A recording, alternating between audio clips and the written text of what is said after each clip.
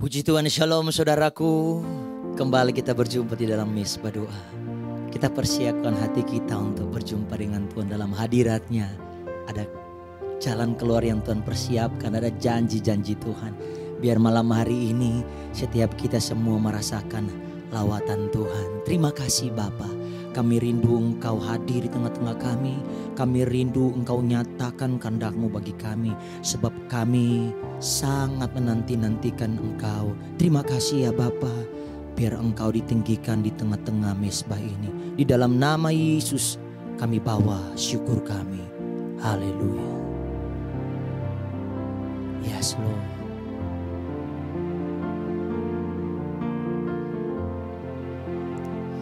You are here, moving in our midst. I worship you, I worship you. You are here, working in this place. I worship you, I worship you. You are here, moving in our midst. I worship you, I worship you. You are here, working in this place. I worship you, I worship you. Waymaker, miracle worker, promise keeper, like in the darkness. My God, that is who you are. Waymaker, miracle worker, promise keeper, like in the darkness. My God, that is who you. Waymaker, miracle worker, promise keeper, like in the darkness. My God, that is who you are. Waymaker, miracle worker, promise keeper, like in the darkness. My God, that is who you are. You are here. You are here, touching every heart. I worship you, I worship you. You are here, healing every heart. I worship you, I worship you. You are here, you are here, turning life around. I worship you, I worship you. You are here, mending every heart. I worship you, I worship you. Come on, sing the song. Waymaker, miracle worker, promise keeper, like in the darkness.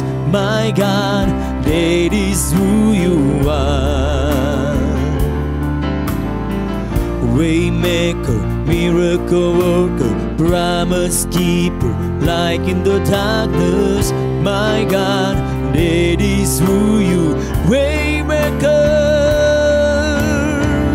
Waymaker, miracle worker, promise keeper, like in the darkness. My God, that is who you are. Waymaker, miracle worker, promise keeper, like in the darkness. My God, that is who you are. That is who you are. That is who you are. That is who you are. That is who you are. That is who you are. That is who you are.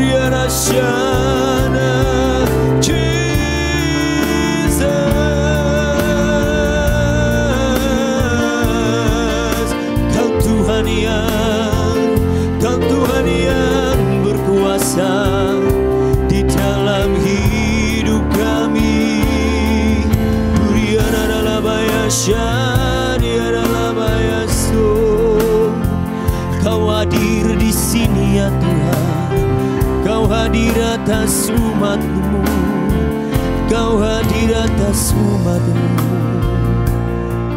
dan melakukan perkara yang ajaib. Hiralabaya sanaralaba, ya seluruh oralabataku naralabaya sanaralaba. Ya Tuhan, osyaku kami nikmati Engkau Tuhan, kami nikmati Engkau Bapa. Yesus, ya kehadiran-Mu yang kami nanti-nantikan. Terima kasih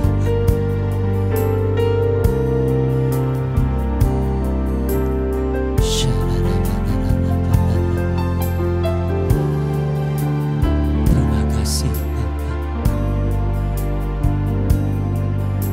Oh Jesus, tak terbatas kuasa-Mu Tuhan, semua dapat Kau lakukan. Apa yang kelihatan mustahil bagiku, itu sangat mungkin bagimu. Tak terbatas kuasa-Mu Tuhan, semua dapat Kau lakukan.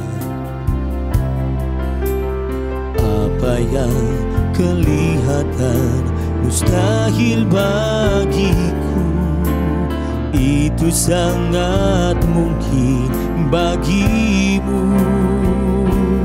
Di saat ku tak berdaya, kuasa-Mu yang sempurna. Ketika ku percaya mujizat itu nyata, bukan karena kekuatan, namun Roh-Mu ya Tuhan. Ketika ku berdoa, mujizat itu nyata.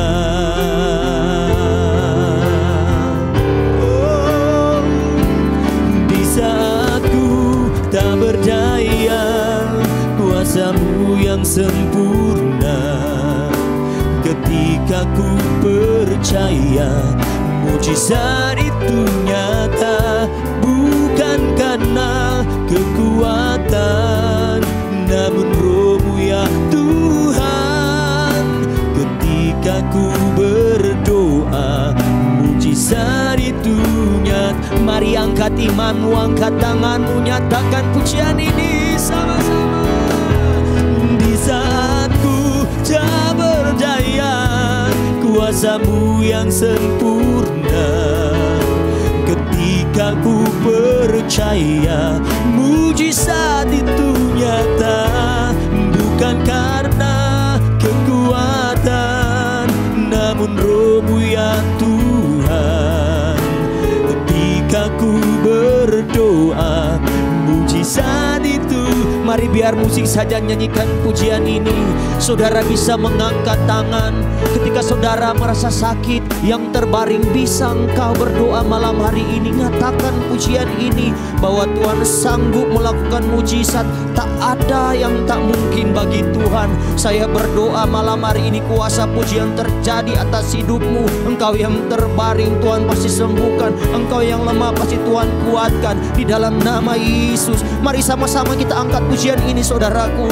Katakan, oh, di saat ku tak berdaya, kuasa-Mu yang sempurna. Ketika ku percaya mujizat itu nyata, bukan karena kekuatan, namun Roh-Mu ya Tuhan. Ketika ku berdoa, mujizat itu nyata. Ketika ku percaya, ketika ku berdoa, ketika ku percaya, mujizat itu nyata. Kami percaya dengan iman bahwa Tuhan hadir malam hari ini. Dan kami terlalu percaya firman-Mu sanggup mengubah kehidupan kami. Di dalam nama Yesus, di dalam nama Yesus. Mari saudara bisa berdoa di dalam roh. Nyatakan doamu.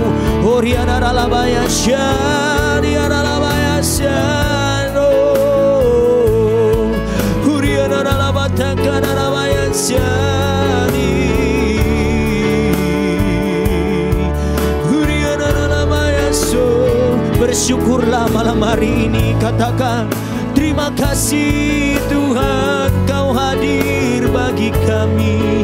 Terima kasih Yesus, Kau sumber mujizat, Kau sumber kekuatan bagi kami.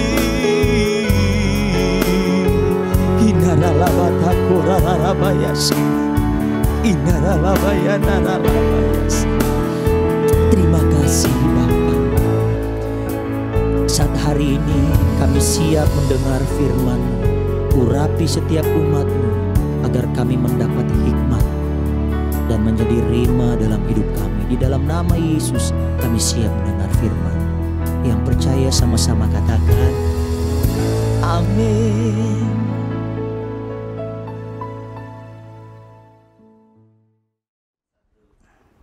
Shalom saudara, bagaimana keadaan saudara malam ini? Saya berdoa supaya saudara makin hari makin baik. Dengan kebenaran firman Tuhan yang saya sampaikan setiap mesbah doa, sebenarnya saya rindu menjawab semua pergumulan. Mungkin ada saudara yang pengen bertanya, saudara chat, nanti bagian administrasi, admin kita akan menulis pertanyaan-pertanyaan saudara dan kita pengen jawab dalam mesbah-mesbah doa kita. Saudara, kenapa? Karena lewat mesbah doa saya pengen saudara punya keintiman dengan Tuhan. Tetapi saya juga pengen saudara itu berjalan bersama dengan Tuhan based on Bible. Sehingga perjalananmu itu seperti kereta listrik. Ya, kereta listrik itu gimana Pak? Kereta listrik itu ada relnya, tapi kalau nggak ada powernya, ya nggak bisa jalan.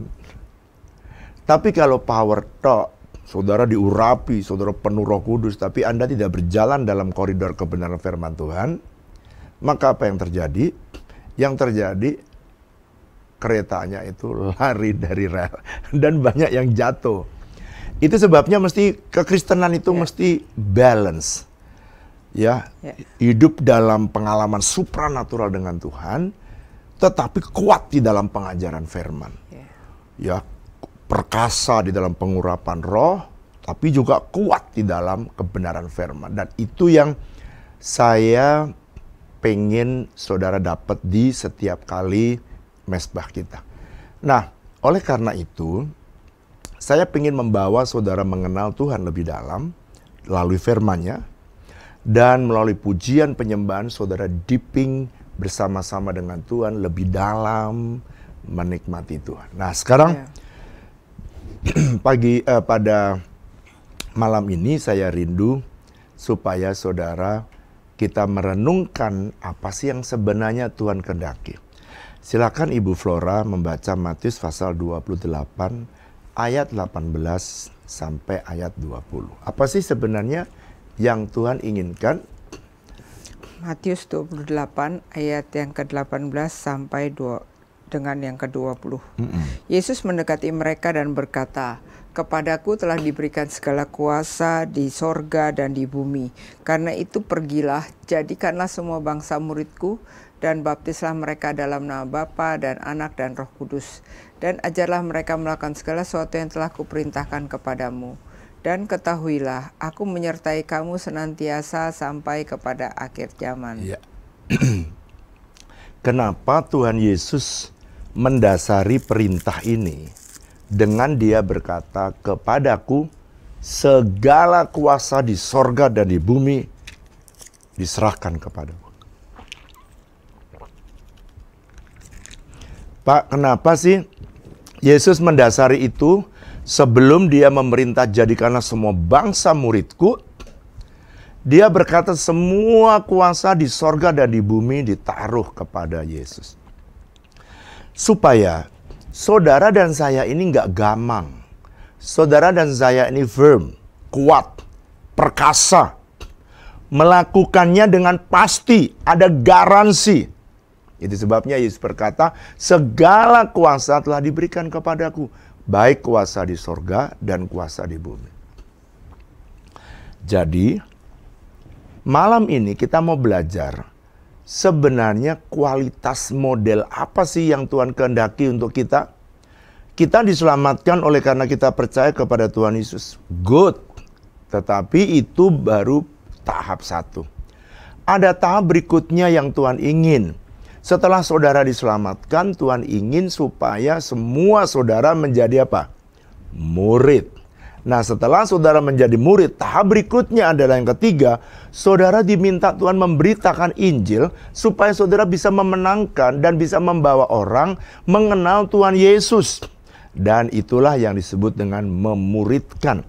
Jadi hari ini saya mau masuk bagian yang kedua, yakni menjadikan murid. Saya pengen berbicara apa bedanya orang yang baru pertama kali mengikut Tuhan dan apa bedanya kualitas murid. Silakan Ibu Flora membaca di dalam Kisah Rasul pasal 11 ayat 26. Ini secara otentik Alkitab menjelaskan beginilah seharusnya murid itu bekerja atau kualitas murid yang harus ada. Silakan. Kisah Bu. Para Rasul 11 ayat yang ke-26. Ya. Mereka tinggal bersama-sama dengan jemaat itu 1 tahun lamanya sambil mengajar banyak orang. Di Antiokialah murid-murid itu untuk pertama kalinya disebut Kristen. Saudara kalau membaca perikop dari Kisah Rasul pasal 11 ini dari ayat 19 sebenarnya Barnabas dan Saulus dia lagi memberitakan Injil di Antiokhia. Pada waktu mereka memberitakan Injil, karena banyak orang di Antiokhia itu percaya kepada Tuhan Yesus. Lihat saudara, dia percaya kepada Tuhan Yesus dan Alkitab tulis gini, ini perhatikan statement ini yang mengusik roh saya. Mereka tinggal bersama-sama dengan jemaat 1 tahun lamanya. Berarti dengan kata lain, mereka diajar oleh Paulus selama 1 tahun. Sambil dia mengajar banyak orang, di Antiokialah murid-murid itu dikenal pertama kali disebut Kristen. Wow, pada waktu saya membaca ayat ini, ada yang menohok di roh saya. Di Antiokialah murid-murid itu disebut Kristen. Jadi, yang seharusnya orang itu terima Yesus, baru orang itu disebut Kristen. Tapi pada waktu pertama nama Kristen atau kekristenan itu muncul dari kata Christ in. Kristen, Christ in. Mereka melihat orang-orang, kenapa mereka disebut orang Kristen, oleh karena mereka melihat dengan mata sendiri bagaimana orang-orang yang percaya kepada Yesus di Antioquia, dia itu adalah pribadi yang jalan seperti Yesus, berkata-kata seperti Yesus. Wow, amazed kan? Jujurnya seperti Yesus, integritasnya seperti Yesus. Jadi pada waktu mereka hidup di Antioquia, orang-orang Antioquia mengenali, saya pernah ada di Antioquia, dan tempat di mana Saulus dan Barnabas memberitakan Injil di Antioquia. Sekarang di mana sih Pak? Di Turki. Saya pernah ada di sana. Dan saya melihat di tempat itulah kekristenan mulai bertumbuh dengan cepat di abad yang pertama. Nah, kenapa? Karena Kristennya bukan sekedar Kristen KTP. Ya, Kristennya itu kenapa kamu Kristen? Kalau sekarang, kenapa Kristen? Iya Pak, KTP saya Kristen. Oh, kalau Kristen model ini, nanti waktu pengangkatan, yang Kristen sejati dia naik ke atas. Yang Kristen KTP ini, yang naik bukan orangnya, KTP-nya, karena KTP-nya yang Kristen. Karena kata Kristen itu berasal dari kata Christ in. Yesus nyata di dalam orang itu. Ada juga yang berkata, Pak, bukannya saya Kristen. Kenapa kamu Kristen? Ya Pak, karena saya pergi setiap hari Minggu ke gereja. Orang pergi ke gereja bukan terus otomatis jadi Kristen. Bukan. Saudara, kenapa itu disebut mobil? Ya karena ditaruh di garasi. Bukan karena dia di garasi disebut mobil. Saya bisa kasih sepeda di garasi, tapi bukan mobil dia. Jadi kalau begitu esensi kekristenan itu apa, Pak? Esensi kekristenan adalah Christ in. Kristus ada di dalam hidup saudara. Nah, saya ingin menyampaikan ada 3 kualitas kekristenan. Di dalam bahasa Inggris, semua kata ini menunjukkan sifat daripada murid. Nah, saya pengen supaya saudara kita belajar mempelajarinya dengan baik, bahwa kenapa kita disebut Kristen. Atau kalau saudara menyebut sebagai orang Kristen, maka saudara harus punya kualitas murid. Coba ketik, ketik ya. Kalau saya jadi orang Kristen, saya harus punya kualitas murid. Terus cat ya.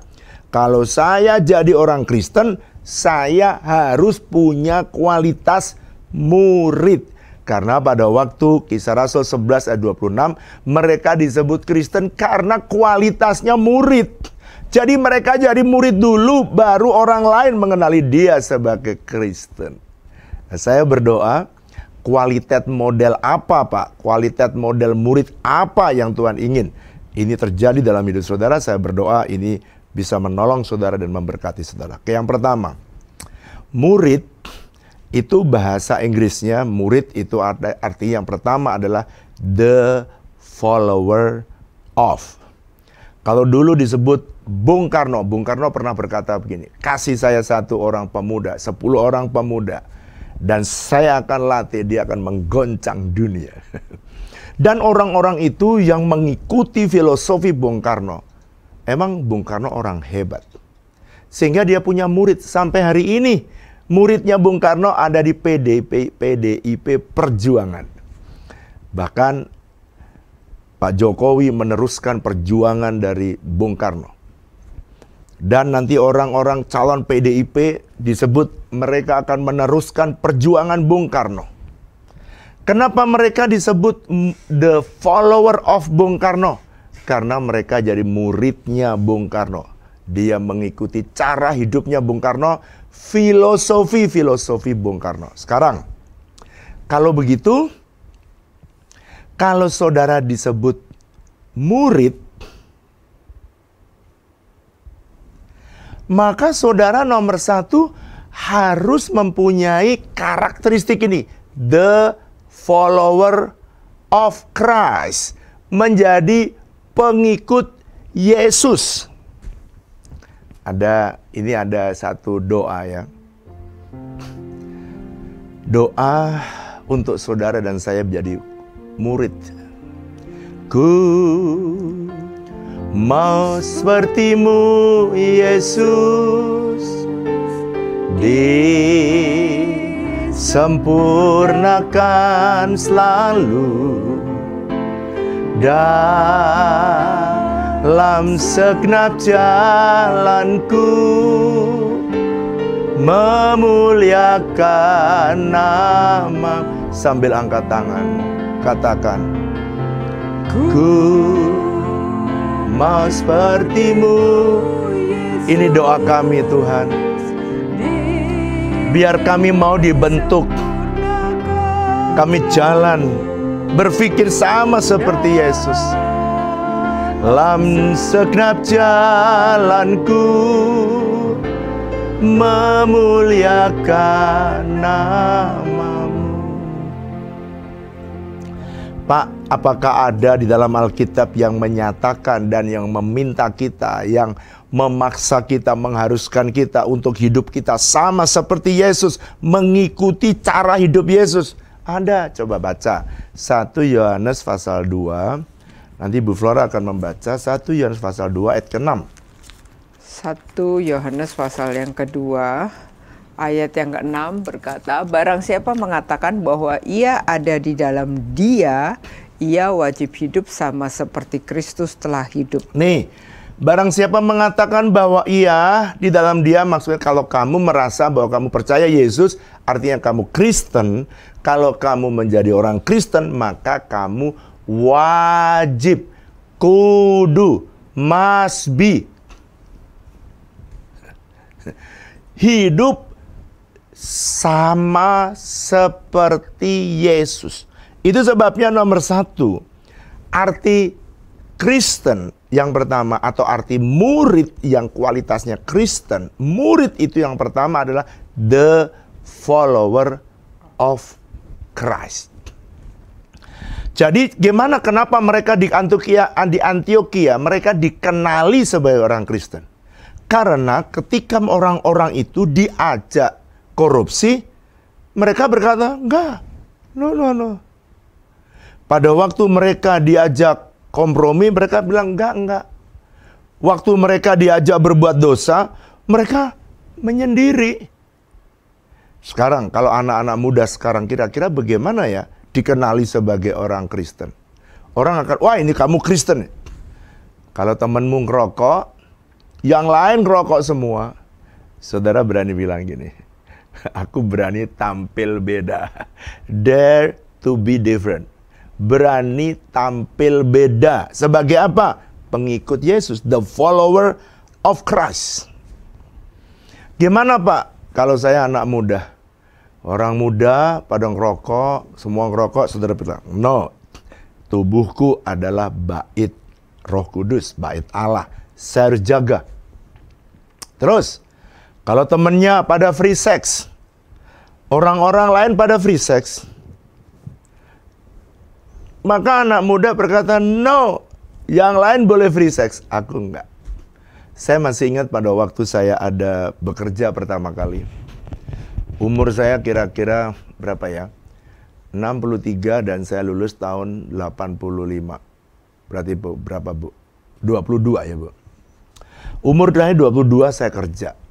Ketika saya bekerja, karena perusahaan itu yang insinyur atau food technologist satu-satunya adalah saya, sehingga saya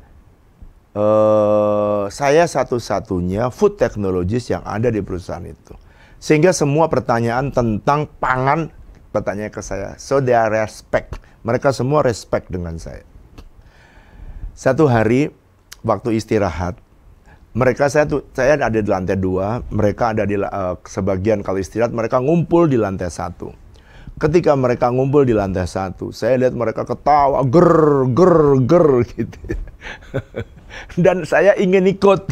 Ada apa sih, kenapa mereka kok begitu berbahagia. Saudara tahu ketika saya masuk di situ, ternyata mereka lagi seneng melihat gambar-gambar porno, foto-foto wanita porno itu. Lalu kemudian ketika saya masuk, mereka belum tahu bahwa saya ini kualitas model apa hidup saya, belum mereka tahu. Tetapi ketika saya lihat itu, lalu mereka itu orang-orang yang sudah beristri, saya aja yang masih paling muda. Lalu ketika mereka bukain itu, dijejer mereka satu persatu kayak ngeluarin kartu itu, saudara. Dan ketika saya masuk, saya bilang begini, kalau seandainya saya bilang istrimu difoto dan dilihat kamu orang lain gini, kira-kira bagaimana perasaan kamu? Itu tidak ada satupun yang menjawab pertanyaan saya, tetapi langsung semua foto-foto porno itu langsung dimasukin di laci. Jadi aku tahu siapa pemiliknya, lalu dimasukkan satu persatu, dan saya tidak berkata apa-apa. Saya cuman berkata yang tadi, dan setelah itu saya nggak berkata apa-apa. Dan mereka directly they understand who am I. Kenapa dia langsung mengenali ini sama-sama pegawai, sama-sama karyawan, tapi punya mentalitas, punya cara hidup yang berbeda. Makanya apa yang dilakukan mereka? Kalau mereka mau nonton lagi, pintu dijaga. Kalau bilang, awas ya ada Pak Wiryo masuk, dia langsung tutup masuk di laci. Jadi kehadiran orang percaya seharusnya, atau kehadiran orang Kristen, seharusnya they can change the environment. Dia bisa mengubah, menginfluence orang yang ada di sekitarnya. Doa saya kalau kamu anak muda, dulu saya umur 22 tahun, saya sudah hidup seperti itu. Dan ternyata cara hidup itulah yang menyenangkan hati Tuhan. Itu sebabnya saya menjadi murid Kristus dari sejak muda. Dan itu sebabnya sampai hari ini saya makin hari makin menyenangkan hati Tuhan. Oke? Yang pertama itu namanya the follower of Christ. Nah, kalau saudara misalnya diajak gosip, orang lain gosip semua. Saudara jangan mau gosip, oke? Lalu kemudian kalau saudara diajak kompromi untuk korupsi, saudara jangan mau diajak kompromi korupsi. Saya cerita lagi, contoh-contoh yang praktis supaya saudara bisa belajar. Pada waktu yang berbeda, satu hari saya dipanggil karena saya tahu semua keadaan pabrik. Saya dipanggil oleh teman-teman saya. Lalu mereka bilang gini, Wiryo, ini ada kabel di perusahaan yang tidak ada tuannya atau nggak ada pemiliknya. Kabel di perusahaannya pasti punya perusahaan. Dia bilang nggak ada miliknya. Kita mau jual, tapi semuanya harus bungkam. Baru kita bagi uangnya. Dia ngajak seperti itu, ngajak saya. Kalau dia mau jual aja jualan sendiri. Tapi karena dia ngajak saya berbicara itu, saudara tahu apa yang saya katakan? Saya bilang gini, semua barang yang ada di perusahaan ini milik ada tuannya, yaitu saya perusahaan ini. Walaupun nggak tahu dari mana, tapi itu milik perusahaan ini. Kalau kamu jual, kamu korupsi. Itu orang walaupun saya masih muda, umur 22, 23 tahun. Yang lain udah tua-tua, udah suami, udah istri, sudah punya jabatan, punya pangkat. Tapi ketika anak kecil ini bicara, mereka surut niatnya. Do you know why? Karena ada satu pribadi yang mengikut cara hidup Yesus. The follower of Christ. Itu sebabnya saudara, kalau ada orang yang mau ngajak saya menyimpang dari jalan Tuhan, apalagi saya udah jadi pendeta. Wong dulu nggak ada keuntungan, nggak ada yang lihat saya sebagai anak muda yang culun di perusahaan baru masuk. Saya diajak saja, saya berdiri. Mengikut Yesus, hidup sama seperti Yesus. Saudara tahu sejak itu, setiap kali saya lewat dia bilang, awas pendeta lewat. Gitu saudara. Awas, pendeta lewat. Maksudnya supaya jangan berbuat dosa. Ada pendeta lewat, semua film porno dimasukin. Awas, pendeta lewat. Kita tidak boleh ngomong jorok. Itu reaksi. Nanti kalau saya keluar, mereka mau berbuat jorok, it's okay, terserah. Karena itu pilihan mereka. Tetapi at least kehadiranmu dikenali. Orang Antioquia, they recognize who they are as a Christian. Mereka tahu, dikenali sebagai orang Kristen. Karena apa? Because they live looks like Jesus. Mereka hidup sama seperti Yesus. Wow, amazing. Sekarang kedua. Apa Pak? Kenapa orang-orang atau kualitas kedua apa yang kita bisa dikenali sebagai murid? Murid itu yang pertama tadi artinya the follower of. Yang kedua, murid itu adalah bahasa Inggrisnya adalah disciples. Kalau saudara lihat gitu murid-murid maka disebut the disciples of Jesus. Kalau saudara murid Yesus. Maka orang-orang itu menjadi murid karena bahasa Inggrisnya disciples. Orang Indonesia susah menyebut nama disciples. Mereka berkata apa? Disiplin. Jadi ciri daripada murid yang kedua adalah disiplin. Pak, disiplin itu apa? Ada beberapa kriteria. Disiplin itu adalah orang yang bisa menata ritme hidupnya sesuai dengan jadwal yang dia tentukan sendiri. Saya ulangi, orang yang disiplin adalah orang yang bisa menepati jadwal yang dia buat sendiri atau komitmen yang dia buat sendiri. Contoh, kita mau rapat jam 7 malam. Orang yang disiplin, dia pasti datang sebelum jam 7 atau tepat jam 7. Artinya dia disiplin orangnya. Nah, Pak, kalau dia gak disiplin sekali, it's okay. Mungkin dia sedang belajar. Tetapi kalau dia setiap kali anggaplah dari 100 pertemuan, dia 90 gagal mendisiplin dirinya atau mendatangkan dirinya pada tepat waktu, maka dia bukan masuk dalam kriteria seorang murid. Pak, dia menjadi kriteria seorang murid gimana? Kalau dia janji dia akan bayar setiap bulan 1 juta, itu kalau murid, dia janji, dia tepati, itu disiplin. Saya akan separate 1 juta untuk bayar hutang yang saya janjikan. Jadi orang yang mampu dan dapat menjaga atau orang yang mampu dapat memenuhi jadwal yang dia buat sendiri, komitmen yang dia buat sendiri, orang itu disebut orang yang disiplin. Ibu Flora ini adalah kategori orang ungu, orang yang sangat disiplin.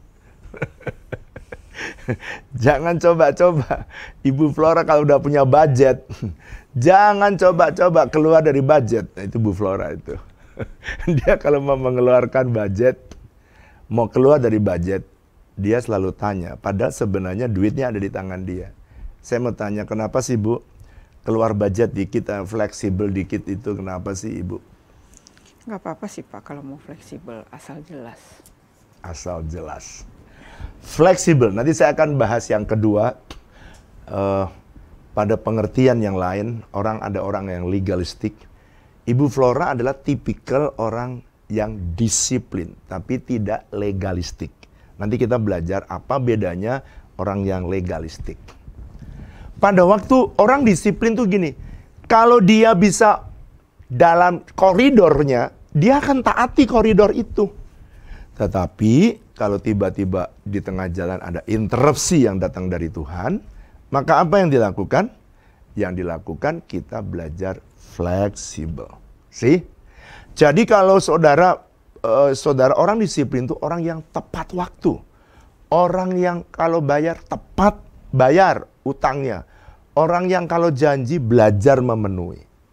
Kalau dia sudah dibuat jadwal, saya berusaha dalam 1 tahun, Ibu Flora membuat jadwal saya Sabtu tahun, itu dari Januari full book sampai bulan Desember. Sehingga saya itu bergeraknya tidak terlalu leluasa kayak orang banyak.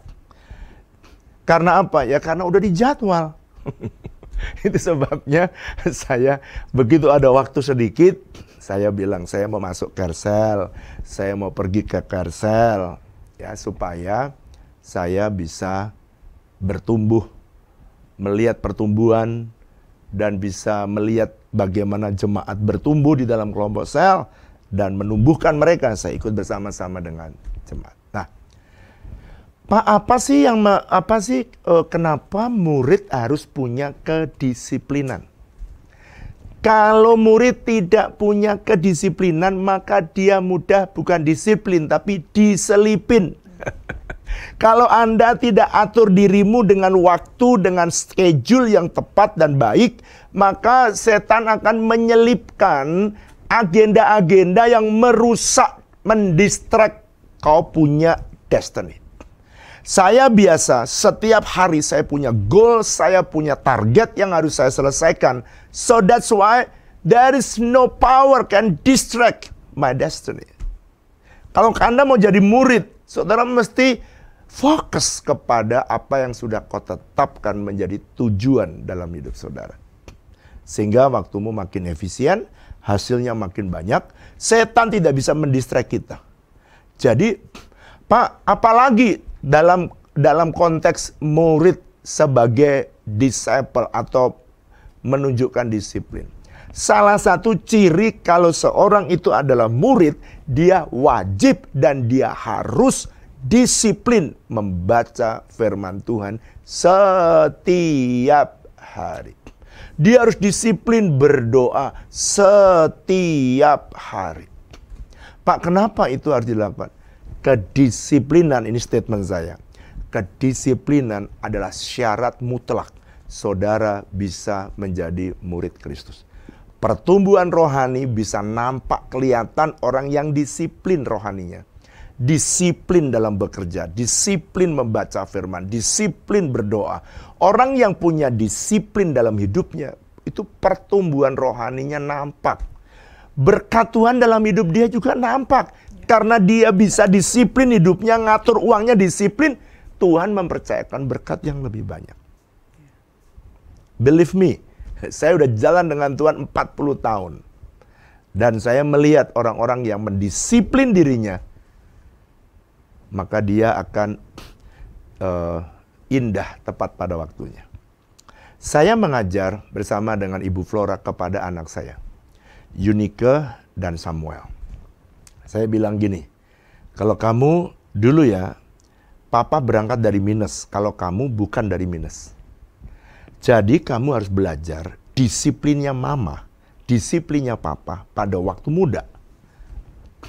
Jadi pada waktu saya punya anak, mau sekolahkan, maka saya sudah punya tabungan untuk nyekolahkan anak. Setelah saya mengerti, ternyata setelah punya tabungan yang lebih baik lagi adalah investasi.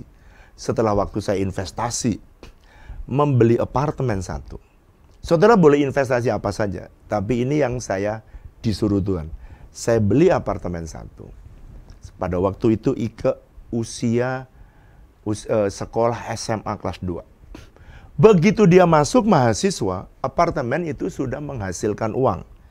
Dan Ike itu dibayarin sama apartemen. Dengan kata lain, dia itu anak apartemen. Karena dia lulus S1, lulus S2 dari sewaan apartemen 1. Nah, saya bilang sama anak saya, kalau kamu mau punya anak, kamu harus beli apartemen. Tapi kan berat, Pak. Justru itu, dari awal kamu sudah berakit-rakit ke hulu, berenang-renang ke tepian. Saya suruh mereka, kalau kamu mau punya anak 2, makanya dia punya anak agak panjang. Sampai 4 tahun baru punya anak lagi. Kenapa? Dia nafas, bayar lagi. Pada waktu dia kelola, saya ajarin, kamu jangan sentuh uang sewa apartemen, sebab itu hak anakmu untuk sekolah. So that's why kamu tidak usah banyak mikir beli uang seragam, beli uang sekolah, beli sepatu untuk anakmu. Karena itu sudah dirilis, disediakan oleh si apartemen. Nanti anaknya lulus, apartemennya masih ada. Saya masih ingat beli apartemen itu 150 juta. Sekarang 350 juta. Sekarang nggak ada apartemen di bawah 300 juta. Semua apartemen 400 juta. Nah, apartemennya masih ada, anaknya sudah lulus. Dan dia naik harganya. Jadi portofolio aset kita naik. Saudara kalau mau mendisiplin, membeli sesuatu, investasi sesuatu akan menolong dirimu untuk masa depan. Sekarang yang terakhir, yang ketiga. Pak, apa kriteria daripada murid? Murid yang pertama tadi apa? The follower of Christ.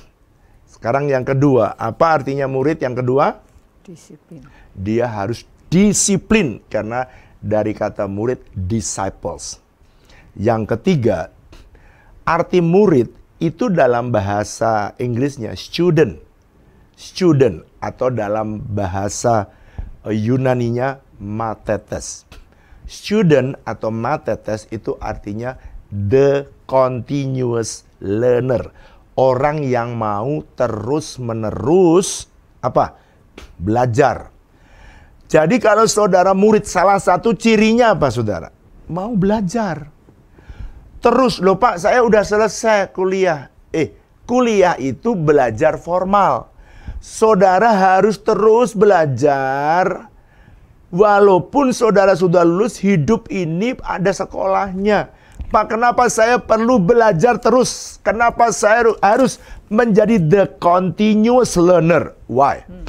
Karena sometimes Tuhan itu dalam kehidupan ini ada yang namanya ujian. Kalau sekolah tuh ya selalu terbagi dalam 3 golongan ini.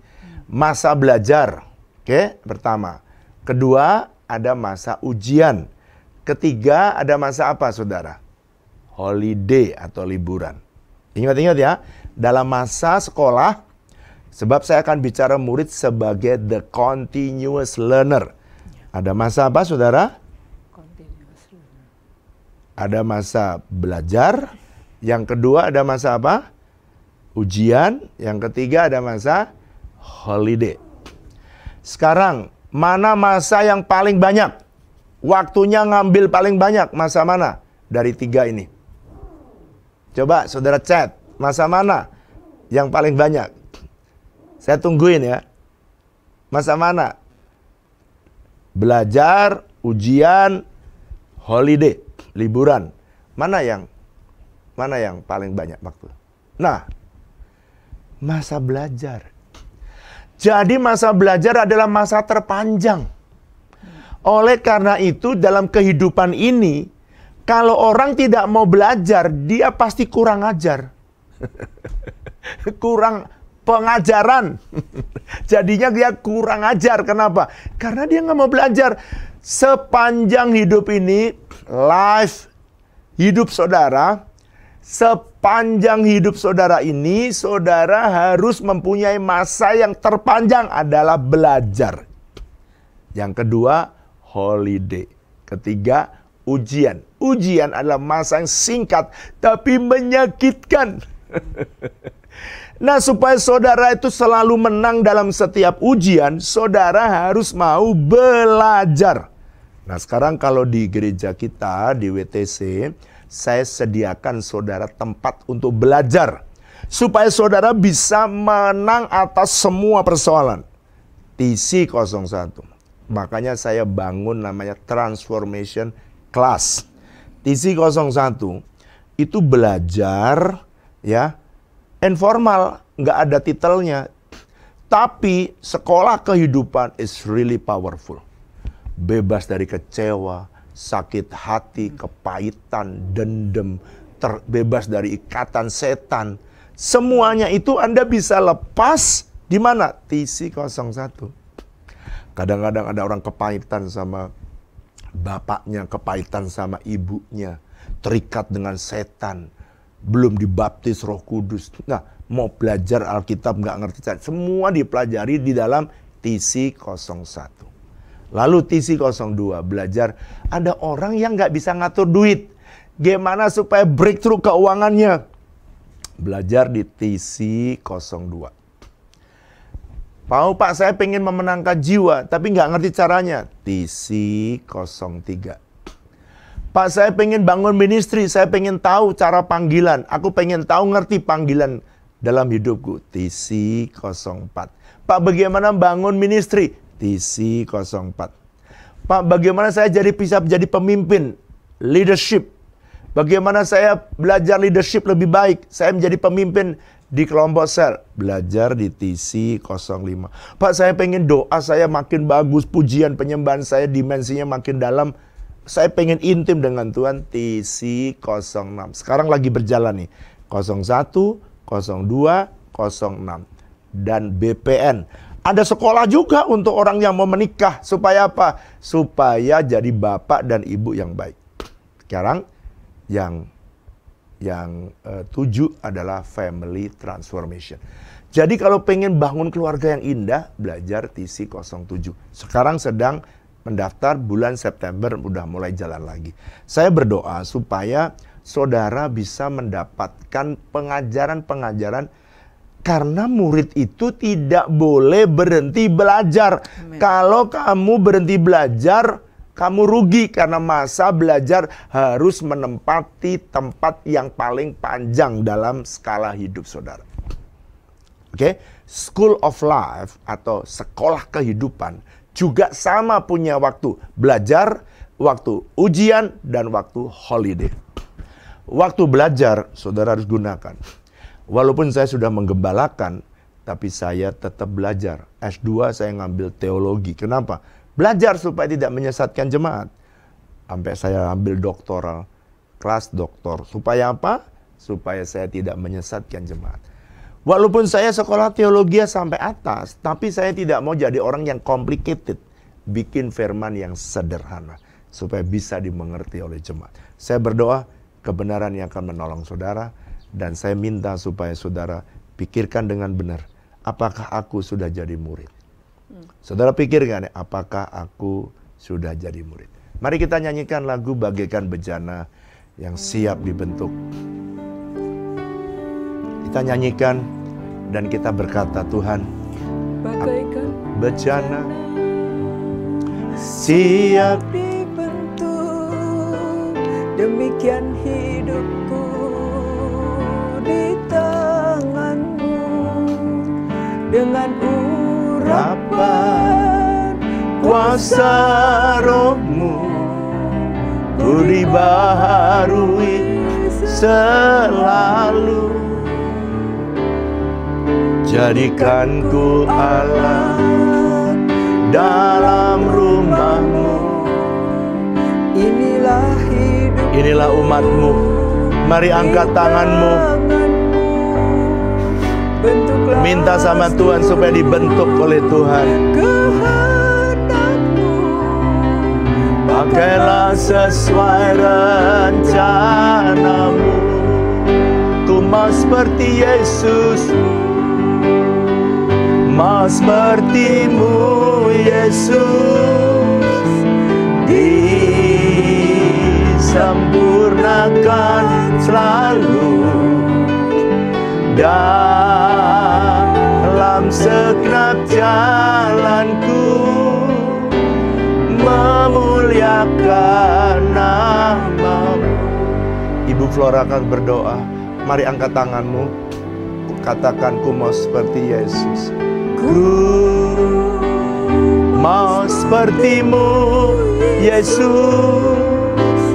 Disempurnakan selalu dalam segenap jalanku, memuliakan namamu.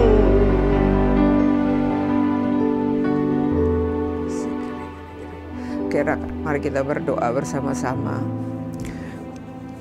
atas pokok-pokok doa yang dimasukkan. Malam ini kami merendahkan diri Tuhan, kami berdoa terima kasih buat apa yang Kau sampaikan, supaya kami dapat menyelesaikan panggilan dan pilihan-Mu dalam hidup kami, dan kami terus bertumbuh menjadi murid-murid-Mu Tuhan. Kami berdoa, terima kasih ketika Engkau menjadikan kami murid. Engkau tidak melepas kami, tapi Engkau mendidik dan melatih kami Tuhan. Tuhan, biarlah kehidupan Kristus boleh nyata dalam hidup kami. Malam ini kami sepakat, kami bawa pokok doa yang disampaikan oleh anak-anak-Mu. Kami bawa teman-teman kami bawa keluarga, saudara, kerabat kami yang dalam keadaan sakit. Kami mau berdoa biarlah Engkau menjamah dan menyembuhkan oleh bilur-bilur Yesus setiap orang, setiap umat-Mu, setiap nama-nama yang kami bawa di hadapan-Mu Tuhan, oleh bilur-bilur Yesus kami disembuhkan Tuhan. Kami mau berdoa Tuhan, kami berdoa buat anak-Mu yang sedang menjadi pengobatan karena mengalami kanker Tuhan. Kami berdoa Tuhan, mereka yang mengalami sakit lambung, yang terkena serangan jantung, kami berdoa tangan-Mu megang Tuhan, kekuatan-Mu menyertai Tuhan. Ajari kami para berseru kepada Tuhan Allah Jehovah Rafa yang adalah penyembuh Tuhan. Kami berdoa mereka yang mengalami kerusakan pada bagian anggota tubuhnya Tuhan. Apakah itu pada bagian kaki, ada yang pada bagian tangan Tuhan, biar Engkau menjamah dan menyembuhkan. Kami berdoa anak-anak-Mu, orang yang terbaring dan tidak bisa bangun. Kami berdoa Engkau membangkitkan Tuhan. Kami berdoa Engkau membangkitkan Tuhan teman-teman kami dalam keadaan tergeletak Tuhan. Kami berdoa membangkitkan dalam nama Yesus. Kami berdoa Engkau menyembuhkan Tuhan. Engkau menyembuhkan kerabat kami yang mengalami sakit pada bagian pengerasan hati Tuhan. Kami berdoa Engkau menjamah dan menyembuhkan oleh bilur-bilur Yesus. Mbak disembuhkan Tuhan. Terima kasih Tuhan. Terima kasih. Terima kasih Tuhan. Terima kasih. Kami berdoa kami berdoa buat setiap usaha pekerjaan anak-anak-Mu Tuhan. Berkati setiap usaha pekerjaan anak-anak-Mu, berkati Kau buat berhasil dan beruntung. Aku berdoa biarlah melewati setiap persoalan, melewati setiap ujian kami Kau latih menjadi murid-Mu Tuhan. Ada kehidupan Kristus yang nyata Tuhan. Bahkan kami berdoa anak-anak-Mu yang ada di kelompok-kelompok pemuritan, yang ada di kersel-kersel, yang ada di kelompok pemulihan Tuhan. Kami berdoa setiap kami akan berlari-lari menyelesaikan panggilan dan pilihan Tuhan dalam hidup kami, dan bawa kami terus bertumbuh Tuhan, sehingga orang lain mengenal Kristus yang hidup dalam hidup kami, dan banyak orang boleh percaya kepadamu. Kami berdoa anak-anak muda, Kau berdoa orang-orang tua, kami berdoa bahkan dari sejak anak-anak Kau bawa mereka hidup takut dan hormat akan Tuhan. Akan bangkit anak-anak yang terus bertumbuh menjadi pemimpin Tuhan. Mereka akan terus bergerak maju dan menyatakan kemuliaan-Mu Tuhan. Kami bersyukur, kami berdoa hanya di dalam nama Tuhan Yesus. Terima kasih Bapa. Terima kasih, terpujilah nama-Mu ya Tuhan. Dalam nama Yesus kami berdoa. Mari angkat dua tanganmu. Kau lebih sanggup, Kau lebih sanggup pulihkan hidupku. Ku berserah, ku percaya, hanya Yesus penolong yang setia. Tuhan, Kau lihat anak-anak-Mu yang belajar hari ini, mereka mau Tuhan menjadi murid. Kau tolong, Kau pulihkan, hanya Kau yang sanggup menolong anak-anak-Mu jadi murid. Aku berdoa supaya jadikan mereka menjadi murid yang militan. Mari kekasih Kristus, angkatlah dua tanganmu dan terimalah berkat Tuhan. Diberkatilah hidupmu, diberkati masa depan, diberkati keluargamu, diberkati kesehatanmu. berkat yang berasal dari Allah Bapa, kasih dan cinta dari Tuhan Yesus, persekutuan yang manis dengan Allah Roh Kudus, kiranya menyertai Bapak Ibu Saudara sekalian mulai hari ini, bahkan sampai selama-lamanya. Yang percaya sama-sama katakan, amin. Selamat malam, sampai jumpa di mesbah berikutnya. Tuhan memberkati.